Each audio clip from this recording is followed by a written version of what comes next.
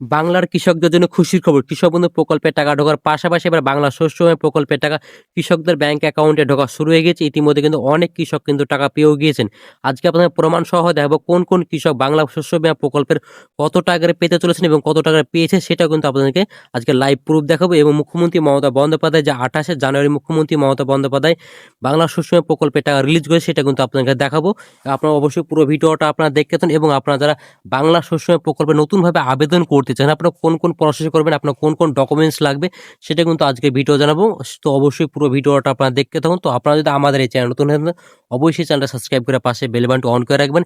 এরকম সমস্ত রকম সরকারি প্রকল্পের সমস্ত রকম আপডেটগুলো সবার আগে পাওয়ার জন্য। এবং আপনি যদি ফেসবুক থেকে দেখেন অবশ্যই পেজটিকে ফলো করে রাখবেন। তো চলুন আর দেরি না করে ভিডিওটি শুরু করা যাক। প্রথমে আপনাদের বড়পন আমি দেখেছি, আপনারা হয়তো অনেকেই ভাবছেন বাংলা শস্য বীমা প্রকল্পের টাকা মুখ্যমন্ত্রী মমতা বন্দ্যোপাধ্যায় এখনো রিলিজ করেনি কেউ। আপনারা সকলে জানেন মুখ্যমন্ত্রী মমতা বন্দ্যোপাধ্যায় 28শে জানুয়ারি কিন্তু সিঙ্গুরে কিন্তু একটা বড় জনসভা করেছিলেন। সেখান থেকে কিন্তু আপনারা সকলে জানেন বাংলা বাড়ি প্রকল্পের টাকা, এর সঙ্গে বাংলা শস্য বীমা প্রকল্পের টাকা আরও অন্য প্রকল্পের টাকা কিন্তু মুখ্যমন্ত্রী মমতা বন্দ্যোপাধ্যায় কিন্তু সেখান থেকে রিলিজ করে দিয়েছে।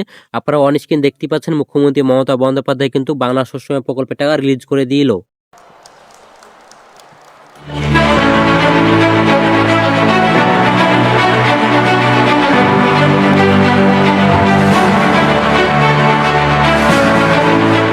আপনারা দেখতেই পেলেন মুখ্যমন্ত্রী মমতা বন্দ্যোপাধ্যায় কিন্তু 28শে জানুয়ারি কিন্তু সিঙ্গুর থেকে কিন্তু বাংলা শস্য বীমা প্রকল্পের টাকা রিলিজ করে দিয়েছে। ইতিমধ্যে কিন্তু অনেক কৃষকের ব্যাংক অ্যাকাউন্টে টাকা ঢুকে গেছেন। কত টাকা ঢুকবে? আপনাদের কিন্তু ব্যাংক অ্যাকাউন্টে 1000 টাকা থেকে কিন্তু 50,000 টাকা পর্যন্ত কিন্তু ব্যাংক অ্যাকাউন্টে ঢুকবে এবং এই টাকাটা কিন্তু এসবিআই জেনারেল ইন্স্যুরেন্স কিন্তু দিচ্ছে সমস্ত উপভোক্তা ব্যাংক অ্যাকাউন্টে। এর আগে কিন্তু আপনাদের বাজাজ ফাইন্যান্স সেই ইন্স্যুরেন্স কোম্পানি দিয়েছিল, এবার কিন্তু এসবিআই ইন্স্যুরেন্স কোম্পানি কিন্তু এবার আপনার বাংলা শস্য বীমা প্রকল্পের টাকা দিচ্ছে। ইতিমধ্যে কিন্তু অনেকেই কিন্তু টাকা পেয়েও গেছেন। এর পরবর্তী আপনাদের দেখাবো কোন উপভোক্তারা এবার টাকা পেয়েছে এবং কত টাকা করে পেয়েছে সেটাও কিন্তু আপনাদেরকে দেখাবো। আপনারা অবশ্যই পুরো ভিডিওটা দেখতে থাকুন। এর পাশাপাশি মুখ্যমন্ত্রী মমতা বন্দ্যোপাধ্যায় কিন্তু আরও একটি বার্তা দিয়েছে তার এক্স হ্যান্ডেলে, সেটা আমরা একবার দেখে নেব। প্রিয় সাথী, বাংলা শস্য বীমা প্রকল্পে খরিফ 2025 মৌসুমের অসময়ে অতিবৃষ্টি এবং অন্যান্য প্রকৃতিকূল আবহাওয়া জড়িত প্রকৃতি দুর্যোগের কারণে বন্যার কারণে ক্ষতিপূরণ বাবদ অর্থ আপনার ব্যাংক অ্যাকাউন্টে জমা করা হলো। কৃষি বিভাগ, পশ্চিমবঙ্গ সরকার, এসবিআই জেনারেল। আপনাদের কিন্তু মুখ্যমন্ত্রী মমতা বন্দ্যোপাধ্যায় জানিয়ে দিয়েছে এবার কিন্তু বাংলা শস্য বীমা প্রকল্পের টাকা কিন্তু সমস্ত কৃষকদের ব্যাংক অ্যাকাউন্টে ঢোকা শুরু হয়ে গেছে। এখানে সমস্ত কৃষকদের ব্যাংক অ্যাকাউন্টে ঢুকবে না। যেই সব কৃষকরা আপনার বাংলা শস্য বীমা প্রকল্পে আবেদন করেছিলেন বা অ্যাপ্লিকেশন করেছেন তাদেরই কিন্তু ব্যাংক অ্যাকাউন্টে ঢুকবে। তার মধ্যে থেকে কিন্তু যাচাই বাছাই করেই কিন্তু এবার টাকা ঢুকেছে। এবং আপনার যাদের ক্ষয়ক্ষতি হয়েছে আপনার বন্যার কারণে বা বৃষ্টির কারণে বা অনেক কারণে কিন্তু আপনাদের অনেকে কিন্তু ক্ষয়ক্ষতি হয়েছে, সেই কারণে কিন্তু আপনাদের ব্যাংক অ্যাকাউন্টে টাকা পাঠিয়েছে মুখ্যমন্ত্রী মমতা বন্দ্যোপাধ্যায়। এই টাকা কিন্তু এসবিআই জেনারেল ইন্স্যুরেন্স কিন্তু পাঠিয়েছে। এর আগে কিন্তু আপনার ছিল বাজাজ ফাইন্যান্স ইন্স্যুরেন্স কোম্পানি ছিল, এর আগে কিন্তু সেই বাজাজ কোম্পানি দিচ্ছে, এবার কিন্তু এসবিআই কিন্তু এই টাকা দিচ্ছে। এবং এই টাকা আপনাদের ব্যাংক অ্যাকাউন্টে কত টাকা করে ঢুকবে? আপনাদের মিনিমাম 1000 টাকা থেকে 50,000 টাকা পর্যন্ত কিন্তু আপনার ব্যাংক অ্যাকাউন্টে ঢুকতে পারে। বাংলা শস্য বীমা ক্ষতিপূরণ বাবদ কত টাকা করে ঢুকেছে সেটা কিন্তু আপনারা এবার দেখে নিন। এবার আপনারা দেখো বাংলা শস্য বীমা প্রকল্পের টাকা কৃষকদের ব্যাংক অ্যাকাউন্টে টাকা ঢুকেছে। আমাদেরকে অনেকে স্ক্রিনশট পাঠিয়েছে ওদের ব্যাংক অ্যাকাউন্টে টাকা ঢুকেছে। আপনাদেরকে আমরা অন স্ক্রিন দেখিয়ে দিচ্ছি, আপনারা একজনের দেখতেই পাচ্ছেন ব্যাংক অ্যাকাউন্টে 7,536 টাকা কিন্তু 2 ফেব্রুয়ারি কিন্তু তার ব্যাংক অ্যাকাউন্টে ডিপোজিট হয়েছে।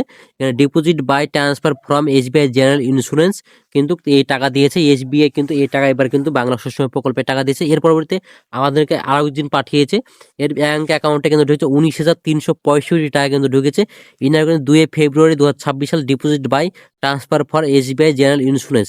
ইনার ব্যাংক অ্যাকাউন্টে কিন্তু এসবিআই জেনারেল ইন্স্যুরেন্স কিন্তু টাকা পাঠিয়েছে এবং এসবিআই ব্যাংক অ্যাকাউন্ট থেকে কিন্তু টাকা পাঠিয়েছে এবং তার ব্যাংক অ্যাকাউন্টে কিন্তু টাকা ঢুকেছে। তার কিন্তু কানাডা ব্যাংক, সেই কানাডা ব্যাংকে কিন্তু এসবিআই কিন্তু টাকা পাঠিয়েছে। এরপরে আমি আরও একটি আপনাকে স্ক্রিনশট দেখাচ্ছি। এখানে দেখেন, এখানে একজনের ঢুকেছে ক্রেডিট বাই 12,365 টাকা 2 February 2026 deposit by transfer from SBI general insurance কিন্তু এই টাকাটা পাঠিয়েছে এবং তার কিন্তু পাঞ্জাব ন্যাশনাল ব্যাংক, অর্থাৎ এখানে ছোট্ট করে দেখেন পিএনবি লেখা আছে, তার কিন্তু পাঞ্জাব ন্যাশনাল ব্যাংকে কিন্তু এসবিআই ব্যাংক থেকে কিন্তু টাকা ঢুকেছে।